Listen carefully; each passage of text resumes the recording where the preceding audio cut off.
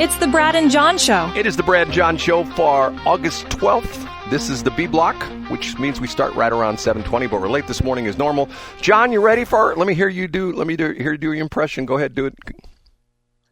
It's time for Brad's Top 3. It's time for Brad's Top 3. It is, and I've got some great top threes this morning. And you know what? We need to tell you, say it one more time. Stepped on it. It's time for Brad's Top 3. And we start off with... It's number 3. John, this is a game. What do these two people have in common, okay? Maxine Waters and Jasmine Crockett. What do they have in common? They're both from St. Louis. They're both from St. Louis, yes. And they both make our nation proud by standing up for historically disadvantaged people. They make not only our nation proud, but also the St. Louis area. I don't know if Wellston and Kinloch and Mary Institute Country Day School have ever been prouder. Maxine Waters is a couple years younger than me. Matter of fact, I was born in 1935. She was born in 1938. Do you know where she went to high school at, John? Wellston High School. Vashon High School. And V-side. She was fifth child of 13 kids. 13 kids. And her father left her. I imagine after 13 kids, he's going like, enough. And I guess he couldn't figure out what was causing that, so he got out of town. And then they moved to, after she graduated from Vashon High School in 1961, the family, her mom and her 12 siblings moved to Los Angeles. The rest is history. The reason I bring that up is, what's that been? Month and a half when I even threw it to you? You didn't even know about the Jasmine Crockett actually went. I didn't even know about it, Brad. You smartened me up to that for sure. My friend Stel Ponticus, one of my radio buddies, put on his Facebook page, he has a picture of MICDS, and he has, do you know that Jasmine Crockett, the woman who talks like she's like ghetto street smart, actually went to MICDS, and which is sort of interesting because the same situation there, it's like now the background of AOC comes out. You'd think that she was like born in Harlem or something like that. Turns out that she was not. She was born in one of the richer counties surrounding New York City, went to a very upscale public high school, and had a very upscale life, but yet don't pretend or don't let her tell you that she's that is part of her life, because to make herself public opinion of her, she's this hard scrabble gal who just was eking out an existence as a bartender, and look where she's at now, right? She's going to be, I say, John, I'm going to make this right now, in 2028 she's going to be the next president. Oh, wow. Has anybody ever done a documentary featuring her, Brad? John, you're making fun of me. It features her and Cori Bush and two other women. It's called, I can always forget the name. You remember, Rock the House? Yeah, I'm not going to tell you, because I'm not going to promote it. What's it called? Isn't that what it is? So your point, Brad, you were saying something about Jasmine Crockett. I think I got us off topic. No, it's just to the point where I think it's sort of sad that she's deceiving people by talking about that. I mean, she comes right out and said, "I'm street smart. I come from the hood." Yeah, she comes from Ladue Hood, right? That's where she comes from. Now, did we know where she actually lived when she went to MICDS? Like, is it possible that she was part of some sort of DSEG voluntary program or something? Oh, no. When we did this before, I had one of my friends who listened to the show call me up and tell me he's 80%. He couldn't do it 100%, but he says he's 80% sure she lived in Ladue. That's what he claims. I don't know if it's true or not. Okay, so an unattributed source says that. We could probably look it up, Brad. I might go to accordingtoai.com and look it up right now. The interesting thing about it is that, once again, and apparently her father was a very successul preacher, because his father was like a clergy person. And apparently he was a reverend, I see here. Yes. I'm a reverend as well, too, but he does much better than I do, because my kids went to the poor Francis Howell School District, where we pay superintendents for not working, and we have that wonderful Jane Pushkar who spends unauthorized money to have somebody come snoop in the library. That's the problem with Francis Howell, right? You ready for number 2, John? I am, Brad. It's time for Brad's number 2.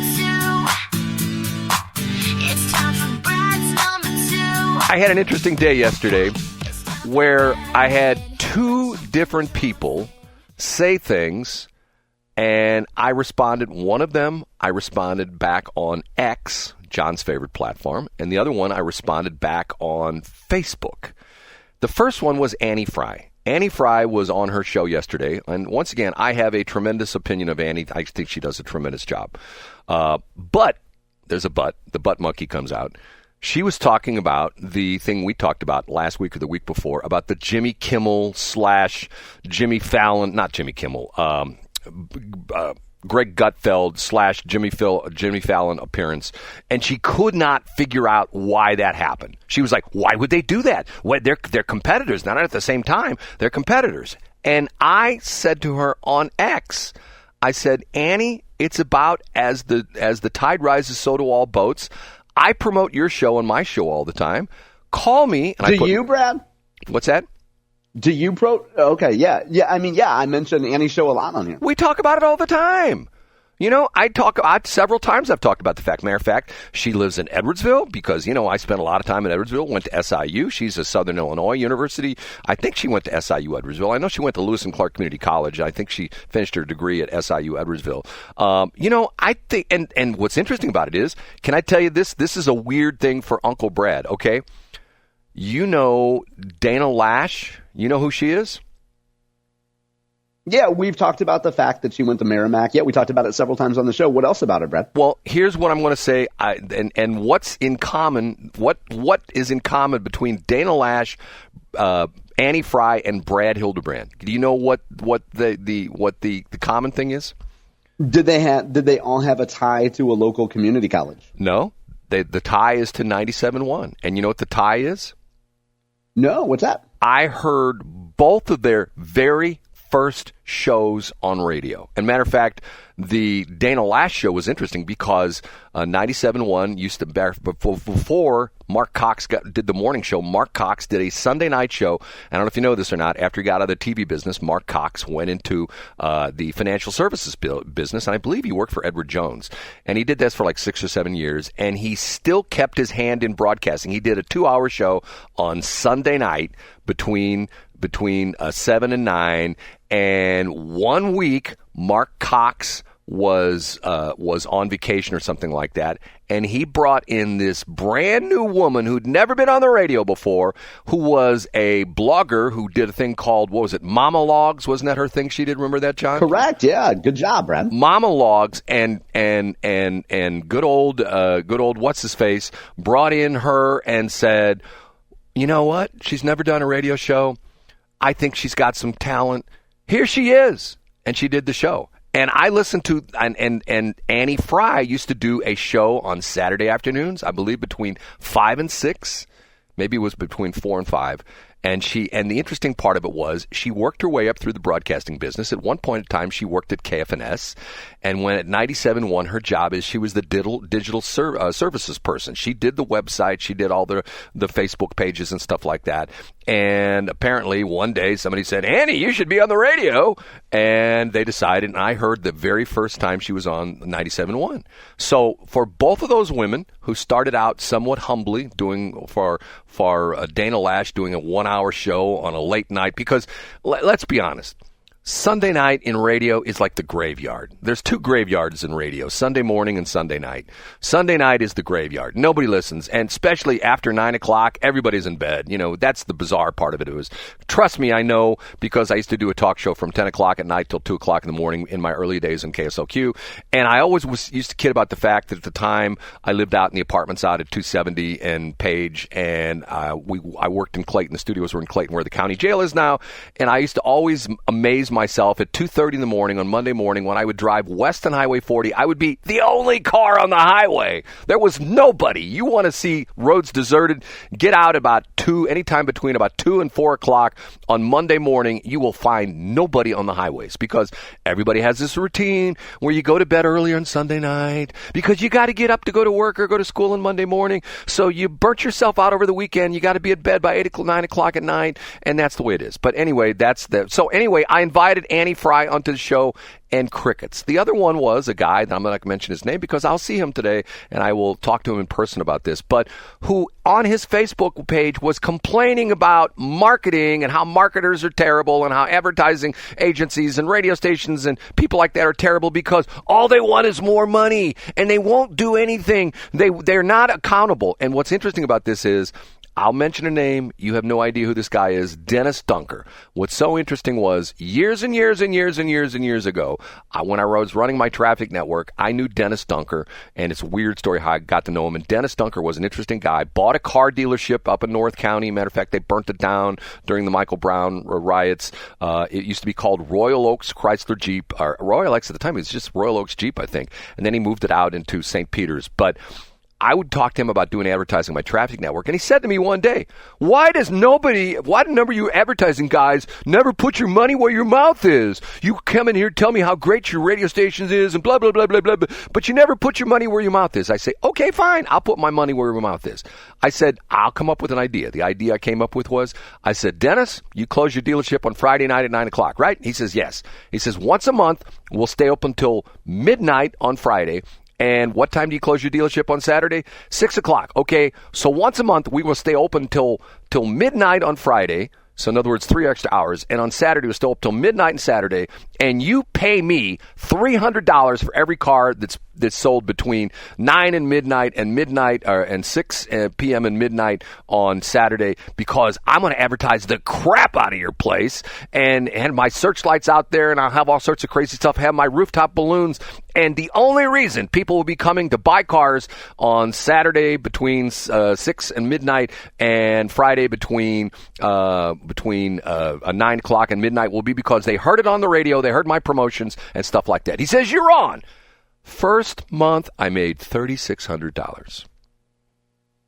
He sold the crap out of cars on. That's amazing, Brad. Way to go. But the problem is, you hear people complain about this. These marketers don't. Hey, I'll do this all day long. I mean, you name an advertiser. I say, look, I'm not going to charge you. We'll just come up with some metric. It'll be, let's say, everybody can do this with tracking pixels and all this kind of crap. Every person I refer to your website, you pay me $1. Every time somebody comes in and buys whatever, you pay me $100. But then people go, well, I'm not going to do that. Well, you complain that people, in the marketing and advertising business won't be responsible. I'm taking the risk because if you don't sell anything, I don't make any money, right? Yeah, that makes perfect sense to me, Brad. So he didn't respond to me, and Annie Fry didn't respond to me. So yeah, I mean, you don't expect Annie to respond, right? Like Annie's got priorities and she has a show to run. Like, I don't think she's going to entertain something like that. But I did go and I just looked and I searched and I saw your tweet, Brad, and that's a kind thing to do to Annie. Well, the reason she won't contact me is because I'm riffraff. That's the problem, John. You know how that goes. Okay, go ahead, Brad. Time for number 3. And now, big finish, Brad's number. John, here we go again. I'm going to give you 2 names, and you tell me what they're both responsible for. The first name is Sydney Sweeney, and none of your male NPC or male chauvinist pig comments about Sydney Sweeney. The second name is Terry Rakolta.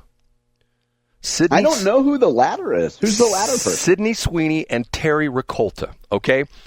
The reason I bring this up is Sydney Sweeney, and it's interesting because on Armstrong and Getty, they were talking about the fact that if all these anti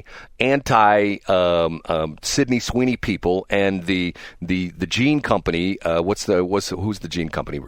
American Eagle Outfitters. Okay, if they wouldn't have gone bat what crazy and oh my God, it's terrible, Gene Poole, she's a Nazi, blah blah blah, that the Sydney Sweeney thing probably would have disappeared in 24, 48 hours. But instead, it went crazy, and they sold the crap out of the jeans at American Eagle, and the stock went up, okay? Terry Rakolta, Rakolta. If you don't believe me, you can look this up on Wikipedia. This is Brad the Nerd. Terry Rakolta took on a campaign to get the TV show Married with Children off the air at Fox. And this is like the Streisand effect, huh? Yes. If you go back to the very beginning of Fox Network, when Fox started out, they started out with a very slim network, and they didn't have many shows. And one of the shows, it's interesting because there were 2 shows that became synonymous with Fox, one of which is still on to this day, The Simpsons. But Married with Children came on. And if you can go on YouTube, and what's interesting about it is John makes fun of, shall we say, women who have a few extra pounds. If you go back and watch Married with Children with what was his name? Ted. What was his name? And it was Ed Begley. Al Bundy. Al Bundy. Yeah, the character was named Al Bundy. Yeah. Yeah, Al Bundy. Okay. If you go back and watch this, he was a shoe salesman. He always had, shall we say, larger women come to his shoe shop, and he's always making fun of them. Some of the comments are really funny. Okay, this lady, Terry Rakolta, was personally offended by Married with Children, so she started a one-woman campaign to get Married with Children taken off of Fox. And what was interesting about it was she was successful where she contacted some of the advertisers and say, do you realize you're advertising on this terrible show? And do you realize how demeaning this show is to women? And do you realize blah, blah, blah, blah? And some of the advertisers stopped doing advertising with the Fox network over the show. The interesting part was Terry got so much publicity about how bad Married with Children was that at the time it was not doing very well in the ratings, and because people didn't really know about Fox Network, they didn't know about any of this stuff, and they started, well, maybe I should take a look at this program. Within like 6 months of her starting this huge campaign, the ratings tripled. So, and the Fox executives at one point secretly, because I have a friend of mine who way back when worked at the Fox network, told me this story. The Fox network people were like thanking Terry Rakolta all the time. Moral of the story, you people that complain about stuff all the time, oh, this is terrible, this is terrible. It may be, what's my favorite law, John? My law, There's no such thing as bad publicity, or what's the thing? There's like two different things. Go ahead and explain it. The law of unintended consequences. That's true, Brad. Now, I would say that the folks that did the Sydney Sweeney campaign certainly knew it would be controversial, whereas the folks that Married with Children couldn't have anticipated that they would have activist pushback. But your point's well taken, Brad. It's the idea of the Streisand effect, the idea of trying to suppress a piece of information or a photograph or a show will only draw more attention. Right. And to the point where if you want to kill it, ignore it. You know what I mean? If you want, just like what people do with our show, they just ignore it. It's just like Annie Fry. That's not true, thankfully, Brad. Annie Fry ignores our show. The other guy who I think she ignores you, Brad. You know that she responds to me, right? Yeah, she won't respond to me, as is a lot of people. But that's a whole other story. So, John, that's my media lesson for the day. Terry Rakolta. And the interesting part of it is, if you go back and research Terry Rakolta, her husband is and you probably might know her husband from the fact they're part of the Romney family. Yes, because he's a big wig in political circles. So you looked it up on Wikipedia, didn't you? No, I was just reading about Married with Children not long ago because I was thinking of the show for some reason, and I did a wiki deep dive on it. No, you didn't. No, I really did. No, you didn't. That's okay. That's fine. That's BS. Hey, now hold on a minute. Now we have an authority who can tell if that what John said. I'm going to move my headphones. Was really true. Hey, ma'am, do you think that what John said was really true? What would you do with a brain if you had one? I think she was talking. I got specific listener feedback on that clip, Brad. We can start segment 3. We can start C block with the feedback I got yesterday from a listener. Okay.